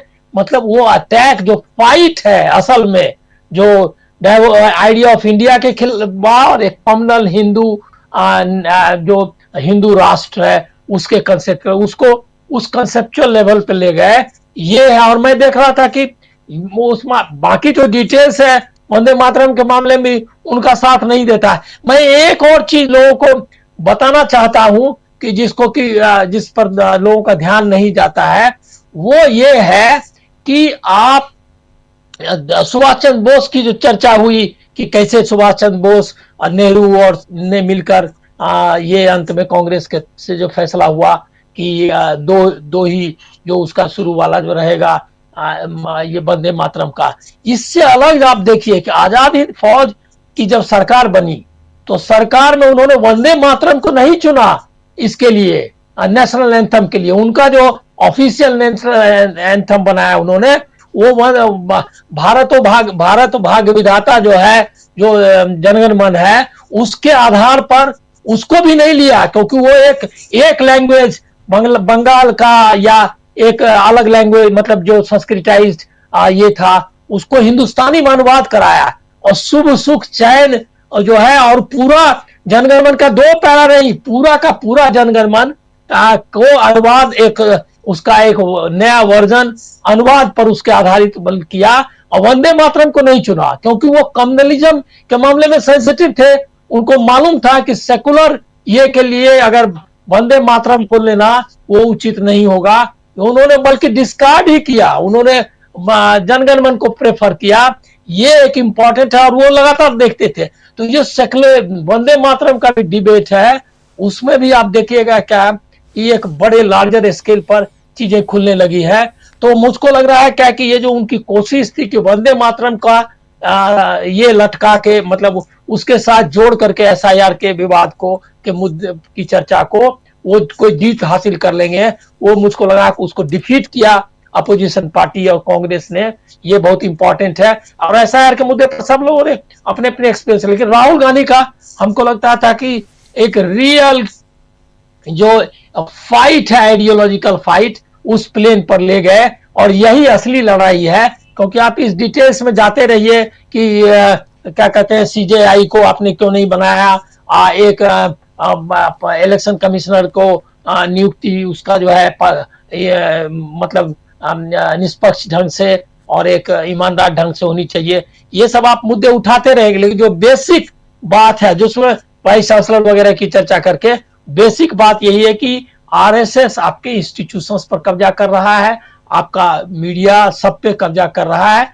उससे आगाह और वोट चोरी एक उसका हिस्सा है। लोग पहले बोलने लगे हैं, क्या बोलते हैं कि चुनाव हार जाती है तो वोट के खिलाफ। राहुल गांधी उसका उससे जवाब है उनका एक्शन के चुनाव में जीतना हारना कोई मुद्दा नहीं है हमारे लिए। मेन मुद्दा ये तो है कि वो होना चाहिए ये, लेकिन बड़ा मुद्दा ये है कि बीजेपी और आरएसएस का जो कब्जा हो रहा है डेमोक्रेसी को खत्म करने का, जो उसका अभियान चालू है, इसको फाइट करना है। ये जबरदस्त ये क्या कहते हैं, जिसको कहता है कि ऊंचाई लेवल पे ले जाना, एक बड़े लेवल पर कोई फाइट को ले जाना, उसमें वो कामयाब हुए, ये इसमें कोई डाउट नहीं। जी, आधे घंटे का भाषण राहुल गांधी का, लेकिन ये भाषण एक उच्च लेवल का भाषण था जिसमें उन तमाम मुद्दों को लेकर राहुल गांधी आए जिन मुद्दों का जिक्र बार बार होता है। और ये मुद्दे न सिर्फ संसद में बल्कि संसद से बाहर सड़कों पे भी, और अब तो सुप्रीम कोर्ट में भी पिछले 4 महीने से हम लोग लगातार सुन रहे हैं। और अमलेंदु जी, आपसे बेहतर और कौन जानता है कि सुप्रीम कोर्ट में क्या कुछ चल रहा है। और आज भी सुप्रीम कोर्ट में सुनवाई हुई, एसआईआर पे सुनवाई पूरी हुई है इस पक्ष से। अभी उस पक्ष, बचाव का पक्ष अभी बाकी है अपनी बात रखने के लिए, वहाँ एसजी तुषार मेहता अपनी बात रखेंगे। लेकिन ज़रा आपसे इधर का जो क्या वो सारे मुद्दे, और कई बार लगता है जब सुप्रीम कोर्ट की दलीलों को हम लोग सुनते हैं तो लगता है कि हाँ, अब आर्टिकल 327 बार बार जिसका जिक्र आता है, और ये कि संसद चुनाव आयोग के लिए नियम संसद से नियम बनते हैं, और लेकिन अब चुनाव आयोग खुद नियम बनाने लगा है। और अभी पंकज जी ने बताया भी कि कैसे एसआईआर की समीक्षा मुख्यमंत्री और उप मुख्यमंत्री कर रहे हैं, वो उत्तर प्रदेश में गाजियाबाद में, जो नहीं होना चाहिए। और ऐसे में क्या लगता है, आज जो चर्चा हुई है सदन में, ये चर्चा क्या कोई दबाव बना पाने में सक्षम होगी, खासकर जो मामले चल रहे हैं उधर सुप्रीम कोर्ट में? अमलेंदु जी, देखिए राजीव जी, असल में सुप्रीम कोर्ट में जो मामला चल रहा है और सुप्रीम कोर्ट में जो दलीलें थीं, वो ठीक उसी तरीके की दलीलें आज मनीष तिवारी ने अपनी बात शुरू करते हुए रखी। और बात यही थी कि जब संसद सर्वोच्च है और कानून बनाने का अधिकार संसद के पास है, तो चुनाव आयोग किस तरीके से अपना कानून बना सकता है, ये महत्वपूर्ण बात थी। उसको विस्तार से मनीष तिवारी ने रखा। मनीष तिवारी, राजीव जी, एक राजनेता होने के साथ साथ सुप्रीम कोर्ट के अच्छे वकील भी हैं, तो उनकी जो बातें थी, इसलिए मुझे लगता है कि आज राहुल गांधी से शुरुआत ना कराकर जो था वो मनीष तिवारी से शुरुआत कराई गई, ताकि जो सुप्रीम कोर्ट की जो मतलब कानूनी भाषा है वो भी सदन को बताया जा सके, और जो एक तरह से कहा जाए जो अंधभक्त लोग हैं उनको ये समझाया जा सके कि आप किसी व्यक्ति के अगर अंधभक्त हो गए हैं तो आप अपने जो आप लॉ मेकर्स हैं, तो जिस संस्था के आप सदस्य हैं उस संस्था का अपमान आप मत कीजिए, अपने अधिकारों को मत छोड़िए। ये समझाने की भी एक कोशिश के तौर पर राजीव जी इसको देखा जा सकता है। मनीष तिवारी ने बहुत विस्तार से अपनी बात रखी और राहुल गांधी ने तो बिल्कुल दूध का दूध पानी का पानी जिसे कहते हैं राजीव जी, वो एकदम कर दिया। सारे मसले राहुल गांधी ने रखे, किस तरीके से संविधान की धज्जियां उड़ाई जा रही हैं, क्या मॉडस ऑपरेंडी है, किस तरीके से आरएसएस और भारतीय जनता पार्टी इस संविधान के विरोधी रहे, लोकतंत्र के विरोधी रहे, सारी बातें आज राहुल गांधी ने रखी। और राजीव जी इसके बाद अब ये कहना कि इसका कोई दबाव पड़ पाएगा, कि मुझे लगता है दबाव क्या, लेकिन हाँ सुप्रीम कोर्ट के सामने भी एक चीज तो सामने बिल्कुल होगी कि संसद में इस पर चर्चा हो रही है और संसद के अधिकारों का अगर चुनाव आयोग अतिक्रमण कर रहा है तो सुप्रीम कोर्ट को यह सोचने पर मजबूर होना पड़ेगा कि आप संविधान के कस्टोडियन हैं, तो कोई संवैधानिक संस्था किसी दूसरे संवैधानिक संस्था के अधिकार क्षेत्र में दखल नहीं दे सकती। और खुद सुप्रीम कोर्ट कई बार राजीव जी ये बात कह चुका है कि कानून बनाना सरकार संसद का काम है, सुप्रीम कोर्ट का काम नहीं है। कई फैसले राजीव जी इस तरीके के हैं जो आए हैं, उसमें साफ तौर पे कहा गया है सरकार को तो निर्देश सुप्रीम कोर्ट दे सकता है, लेकिन संसद को निर्देश नहीं दे सकता या किसी विधानसभा को निर्देश नहीं दे सकता कि आप इस तरीके का कानून बनाइए। कानून की समीक्षा कर सकता है, उसको निलंबित कर सकता है कानून जो बन के संसद से आता है। लेकिन अभी भी राजीव जी जब प्रेसिडेंशियल रेफरेंस पर जब 5 जनों की खंडपीठ का फैसला आया, उसमें भी ये बात आई कि जब कानून बनने की प्रक्रिया है तब तक उसके बीच में सुप्रीम कोर्ट दखल नहीं कर सकता। कानून जब बन जाएगा तब वो उसकी समीक्षा कर सकता है, तब उसकी कानूनी समीक्षा हो सकती है, उससे पहले नहीं हो सकती। तो यानी कानून बनाने का अधिकार जो है वो संसद का है, और यही बात मनीष तिवारी ने भी कही, यही बात राहुल गांधी ने भी कही। और राहुल गांधी ने किस तरीके से चुनाव आयोग भारतीय जनता पार्टी का अनुषंगिक संगठन बनकर, यानी उसका फ्रंटल ऑर्गेनाइजेशन बनकर काम कर रहा है, ये सारी बातें बताई और ये बताया कि चुनाव आयोग ने क्या क्या गड़बड़ियां की हैं और भारतीय जनता पार्टी चुनाव आयोग को बचाने के लिए राजीव जी क्यों आई थी, इधर राहुल गांधी ने कही। तो अब ये एक निश्चित तौर पर राजीव जी सुप्रीम कोर्ट के सामने एक प्रश्न होगा कि इस मसले पर संसद में चर्चा हो रही है, और अगर सुप्रीम कोर्ट का फैसला चुनाव आयोग के पक्ष में आता है कि एसआईआर कराने का अधिकार है, तो सीधा सीधे ये बात समझी जाएगी कि सुप्रीम कोर्ट ने शायद जो केशवानंद भारती मामला है उसमें भी उसका बाईपास किया है मामले को, और जो मूलभूत सिद्धांत है कि संसद ही कानून बनाएगी उसका भी बाईपास किया है। तो ये इस तरीके से देखा जाएगा। मुझे लगता है कि जो आप, हालांकि आप सबके दलीलें पूरी हो चुकी हैं इस पक्ष की तरफ से, याचिकाकर्ताओं की तरफ से लगभग सभी की दलीलें एक ही तरीके की थी। और राजीव जी लेकिन आज सुप्रीम कोर्ट में 2 बातें बहुत महत्वपूर्ण हुई इस मसले के दौरान। एक तो शादान फरासत जब बात कर रहे थे तो जस्टिस बागची जो हैं उन्होंने एक बहुत महत्वपूर्ण टिप्पणी की और उन्होंने कहा कि वोट देने का अधिकार मौलिक अधिकार है, और जब ये अधिकार मौलिक अधिकार बन जाता है तो उसको लागू कैसे किया जाना है ये कानून तय करेगा। यानी राजीव जी वोट देने का अधिकार मौलिक अधिकार है, तो चुनाव आयोग नाम काटकर वोट देने का अधिकार नहीं छीन सकता। ये इस टिप्पणी को राजीव जी इस तौर पर देखा जा सकता है। अब उसमें क्या आता है फैसले में वो अलग मसला है, लेकिन ये स्पष्ट तौर पर जस्टिस बागची ने कहा कि ये मौलिक अधिकार है और ये लागू कैसे होगा ये कानून तय करेगा। कानून कौन बनाएगा? कानून संसद बनाएगी। यही बात राजीव जी चल रही है। दूसरा, आज जब तमिलनाडु के बारे में बल्कि जब बहस हो चुकी थी, तमिलनाडु के एक वकील ने जब कहा कि भाई आदिवासी इलाके जो हैं वहां नहीं पहुंच पा रहे हैं और वहां 57 लाख लोग हैं, उनके वोट कट जाएंगे, इस पर चुनाव आयोग की तरफ से कहा गया कि साहब अगर 99% इम्यूनोशल फॉर्म आ गए तब, तो जस्टिस सूर्यकांत जो सीजीआई हैं उन्होंने बहुत तगड़ी फटकार जो थी चुनाव आयोग को लगाते हुए कहा कि हर बार रटा रटाया जवाब 99% का लेकर मत आ जाया करो, आप वहां ध्यान दीजिए।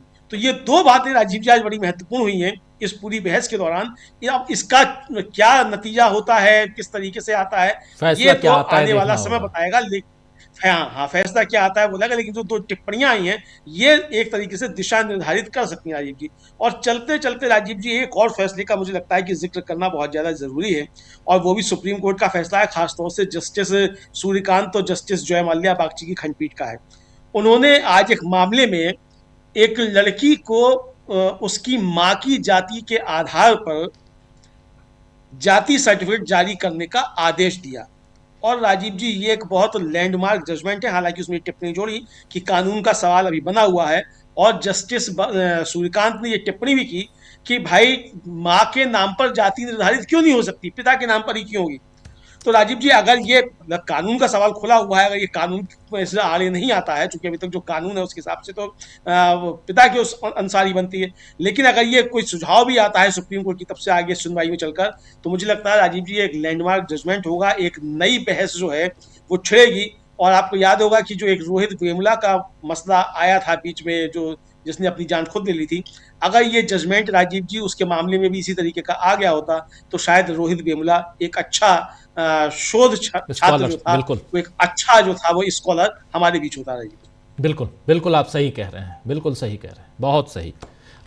आगे बढ़ते हैं, लेकिन आगे बढ़ें उससे पहले आप तमाम साथियों, इस कार्यक्रम के ठीक बाद अभिषेक मनु सिंघवी के साथ पॉडकास्ट देखना मत भूलिए।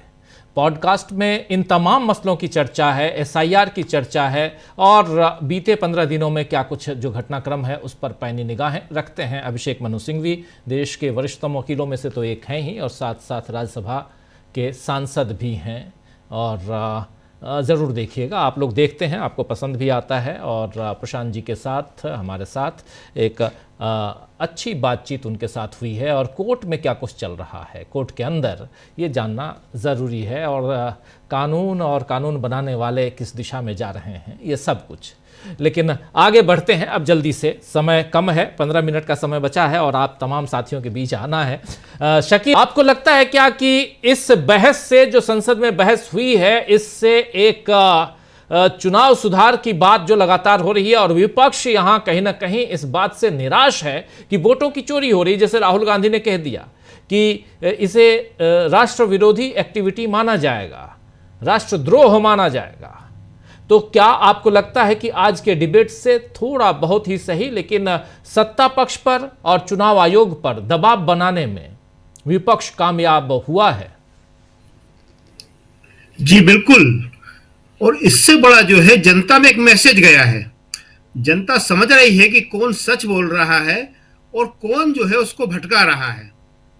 देखिए, आज जो राहुल गांधी का भाषण था तो बहुत लोगों ने देखा, वो संसद टीवी पे लाइव, बहुत सारे लोगों ने बाद में बताया, राहुल गांधी बिना पढ़े हुए भाषण दे रहे थे।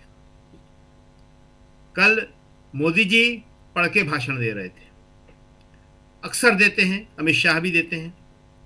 कल प्रियंका को भी कागजों की जरूरत नहीं पड़ रही थी, आज राहुल को भी नहीं पड़ रही थी, खड़गे जी को भी नहीं पड़ रही थी। तो ये फर्क लोगों को साफ दिखता है। खड़गे जी ने कहा भी कि आप लोग पढ़ते लिखते नहीं हो, इसलिए मैं ये सारे के सारे डॉक्यूमेंट जो हैं सदन के पटल पे रखने जा रहा हूं, पढ़िए जरा, कुछ आपको थोड़ी सी हम दूसरी बातें और बताएं, बड़ी इंटरेस्टिंग है वो दर्शकों के लिए भी जी। एक तो ये कि आज जब राहुल बोलने वाले थे उससे पहले अखिलेश आके बैठ गए, पहले नहीं थे। कल भी उन्होंने ऐसे ही किया था अखिलेश ने, और पूरे दलबल के साथ आते हैं, उनके जो सांसद हैं वो भी उनके साथ आते हैं। प्रियंका के भाषण से पहले भी वो आके बैठ गए थे। तो एक अच्छी परंपरा शुरू कर रहे हैं कि विपक्ष के बड़े नेता आपस में जब एक बोले तो एक दूसरे को बैठ के उसको सुनना चाहिए। दूसरा, इस बात की भी बड़ी चर्चा थी कि आज राहुल जो है कुर्ते पजामे में आए, टी शर्ट को उन्होंने छोड़ा, बड़ी बहस के लिए, हो सकता है जो भी हो। दूसरी एक बात जो खास है, जो हमने पहले भी कही थी, कि इस बात की चर्चा सबसे ज्यादा है कि चुनाव सुधार विषय रखा सरकार ने, और चुनाव सुधार कैसे हो इस पर कोई बात नहीं। इसके बारे में जो भी ठोस सुझाव दिए वो राहुल गांधी ने दिए, बाकी और दूसरे लोगों ने दिए। और दूसरी बात जो हम इससे पहले कह चुके थे, जब इस चुनाव सुधार पे बहस तय हो गई थी, कि सबसे बड़ा चुनाव सुधार तो 61वां संविधान संशोधन विधेयक राजीव गांधी ने किया था, 18 साल की उम्र को मताधिकार देने का। उसके बाद 1993 में शेषन ने किया था फोटो मताधिकार देने का। तो आज मौका था सरकार के पास, बीजेपी सरकार के पास, कि वो चुनाव सुधार पे कोई ठोस बात करती जी। खैर नहीं करी। तो अब जो राहुल ने सुझाव दिए हैं 4 या 5, उन पे विचार कर ले वो। तो ये बात आपकी बिल्कुल सही है कि इससे जो है निश्चित ही रूप से चुनाव आयोग पे भी असर पड़ेगा, सरकार चूंकि डिफेंसिव हुई है, सरकार कभी मान ही नहीं सकती थी कि बहस में वो पीछे हो जाएगी। आज दोनों बहसों में उसे पीछे होना पड़ा, उसके पास जवाब देने के लिए कुछ भी नहीं था। और जैसा कि हमने बताया कि अमित शाह उठकर चले गए, ऐसा कभी नहीं होता है। जितने तीखे प्रहार आज खड़गे जी ने किए तो उठ के जाना पड़ा। जितना उनको प्रोवोक करते थे सत्तापक्ष वाले, उतने ही वो सटीक जवाब देते थे। तो आज का दिन, पिछला कल का दिन दोनों रहे, और अभी एक हफ्ते तीन इस हफ्ते के और एक हफ्ता वो है। तो ये सत्र जो है सरकार के हाथ से निकलता जा रहा है। सरकार को जो वो अपने बिल पास कराना थे वो हो रहे हैं, और उसका कोई ज़्यादा महत्व नहीं है। छोटे मोटे बिल हैं, तंबाकू पे कोई कर लगाना, कुछ ऐसा करना, वो सब चलता रहेगा। लेकिन जो मैसेज जनता को जाना है, जो बड़ी बातें हैं, लार्जर बातें हैं, उसमें विपक्ष आगे चला गया। जी राजीव जी, विपक्ष यहाँ पे आगे नजर आ रहा है, लेकिन मूल समस्या जो है उसका समाधान कैसे हो, ये एक बड़ा सवाल है। और क्या इस डिबेट से उस समाधान की ओर ये देश जाता हुआ दिखाई दे रहा है, यानी वोट चोरी। प्रशांत जी, आप तमाम साथियों से यही सवाल जानना चाहता हूँ। प्रशांत जी, आपको लगता है क्या कि वोट चोरी पर लगाम लगाने, अंकुश लगाने में क्या यहाँ, और उसके लगाने नहीं लगवाने में क्या विपक्ष सफल हो पाया है, हो पाएगा?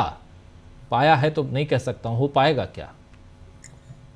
देखिए, सरकार तो नहीं सुनने वाली है, क्योंकि सरकार को अभी बिहार में उन्होंने देखा है, और महाराष्ट्र और हरियाणा में जैसे चुनाव कराए हैं, तो सरकार तो नहीं सुनेगी विपक्ष की। लेकिन जनता तक ये आवाजें जा रही हैं, और हम लोग याद कीजिए कि बिहार में थे, और बिहार में अब ये वोट चोरी मुद्दा है।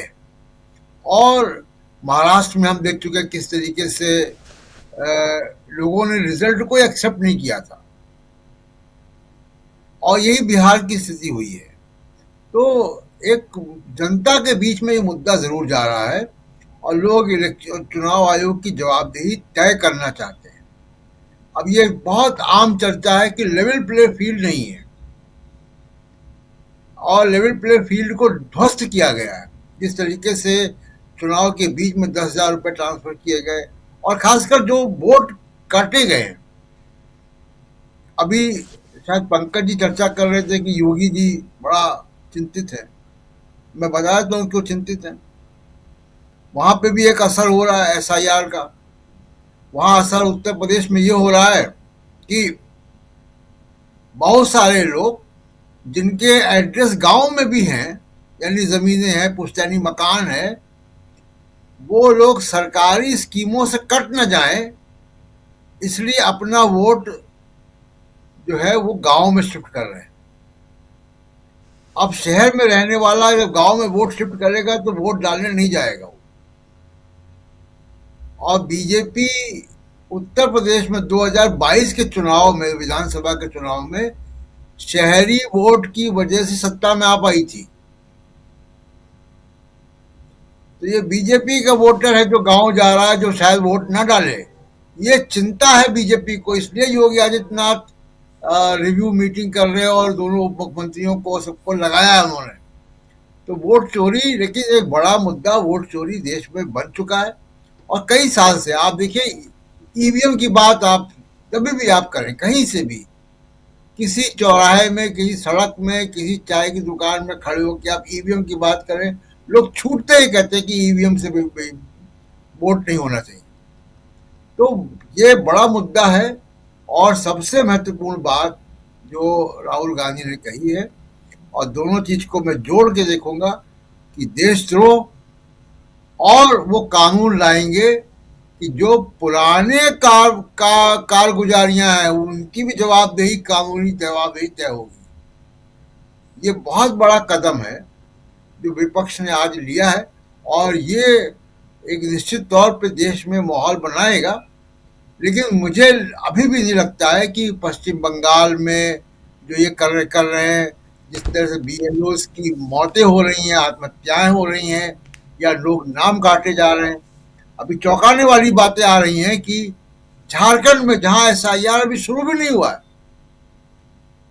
वहां 12 लाख वोट कट चुके हैं अभी चुनाव आयोग बिल्कुल गैर कानूनी ढंग से वहां पे एक मैपिंग करा रहा है जी। और उस मैपिंग में 12 लाख लोग कट गए SIR शुरू होने से पहले ही। तो ये इस तरीके की मनमानी हो रही है पूरे देश में और पूरी लोकतांत्रिक व्यवस्था को ही जो है वो सवालिया निशान खड़ा हो गया है। और बिल्कुल सही राहुल गांधी ने कहा कि देश का लोकतंत्र जो है उसके खिलाफ ये साजिश हो रही है और निश्चित तौर पे ये जा रहा है। एक आखिरी बात जो राहुल गांधी ने कही कि किस तरीके से इंस्टीट्यूशंस पे, संस्थाओं पे RSS का कब्जा हो रहा है और उन्होंने वाइस चांसलर की बात की।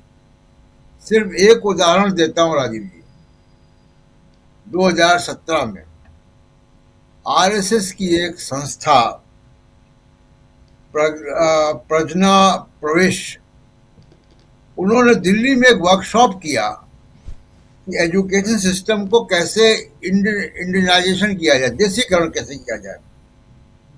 उसमें RSS की प्रोग्राम में 51 यूनिवर्सिटीज के वाइस चांसलर आए दिल्ली। 51 यूनिवर्सिटीज के वाइस चांसलर RSS के इवेंट में आए। तो कौन लोग आए होंगे? ये जिनको RSS ने अपॉइंट किया वो लोग आए होंगे। तो जो राहुल गांधी का आरोप है उसमें बहुत सच्चाई है कि पूरी लगभग सभी यूनिवर्सिटीज में RSS के लोग जो हैं वो अपॉइंट हो चुके हैं। और जो मुस्लिम यूनिवर्सिटीज भी हैं, चाहे वो AMU हो या जामिया हो, वहां भी उन्हीं के कोटे के आते हैं। जिस प्रकार से वो बाबरी मस्जिद जो बना रहे बंगाल में, वो भी उन्हीं के कोटे के हैं। तो उन्हीं के कोटे के वाइस चांसलर भी बन रहे हैं वैसे ही। तो ये बड़ा मजबूत आर्गुमेंट रखा RSS पे राहुल गांधी ने आज। जी जी, पंकज जी, आप कैसे देखते हैं, क्या चुनाव सुधार जो गंभीर मुद्दा है उसमें इस बहस से कुछ सुधार की गुंजाइश नजर आती है? देखिए क्या है कि वंदे मातरम की बहस, चुनाव सुधार और बंगाल चुनाव, ये तीनों एक त्रिकोण है। ये तीनों एक दूसरे से जुड़े हुए, लगभग 45 डिग्री पे जुड़े हुए हैं, समकोण है। पिछले बंगाल चुनाव के समय सुभाष चंद्र बोस आ गए, उसके बाद ये खुद रविन्द्रनाथ टैगोर बन गए थे। जो व्यक्ति संसद में वंदे मातरम पे बहस को इनिशिएट कर रहा है, वो व्यक्ति बंकिम चंद्र चट्टोपाध्याय का नाम नहीं जानता है, वो बंकिम दा बोल रहा है। राजनाथ सिंह तो बंकिम दास बोल रहे हैं, शेखावत साहब और कुछ बोल रहे हैं, उनको नाम ही नहीं मालूम है। इस प्रकार से बंगाल का आदमी बंगाल के स्थानीय गौरव को लेकर बहुत संवेदनशील है। और ये जो चीज है सीधे कम्युनिकेट हो गई वहां पर कि ये जो व्यक्ति हैं ये क्या कर रहे हैं वंदे मातरम के नाम पर। पप्पू यादव ने तो साफ साफ बोला कि यदि प्राइम मिनिस्टर बगैर टेलीप्रॉम्प्टर के 2 पंक्ति पूरी बोल दे। मैं आपको एक चीज और बताना चाहूंगा अपने दर्शकों को, वंदे मातरम की जो मूल पंक्तियां हैं जो सभी लोग गाते हैं, वो वास्तव में आज के परिवेश में बहुत मौजूद हैं और सिद्ध करती कि सरकार उसको बिल्कुल नहीं मानती है। सुजलाम यानी साफ हवा, सुजलाम सुफलाम मलयज शीतलाम, स्वस्थ साफ पानी हो, साफ भोजन हो, फल हो, और मलयज शीतलाम यानी स्वच्छ हवा हो। इस देश में खासकर दिल्ली और उसके आसपास इस समय पानी हवा को लेकर एक इमरजेंसी की स्थिति है और इस सरकार इतनी निकम्मी है कि उसकी जगह वंदे मातरम पर चर्चा करा रही है, जबकि सुजलाम सुफलाम मलयज शीतलाम पे उनकी कोई कार्रवाई नहीं है। अब देखिए कि राहुल गांधी ने जो एक सबसे महत्वपूर्ण मसला बोला वो ईवीएम को लेकर था। जैसे अखिलेश यादव ने तो साफ साफ बोला कि ईवीएम होना ही नहीं चाहिए जी।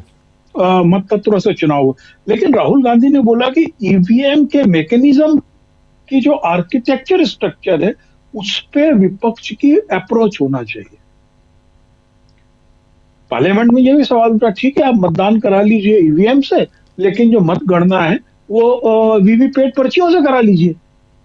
लेकिन ये जो चुनाव सुधार के सुझाव दिए जा रहे हैं, ये सब तभी सार्थक होंगे जब प्राइमा फेसी में, प्राथमिकता में एक निरापद मतदाता सूची बने।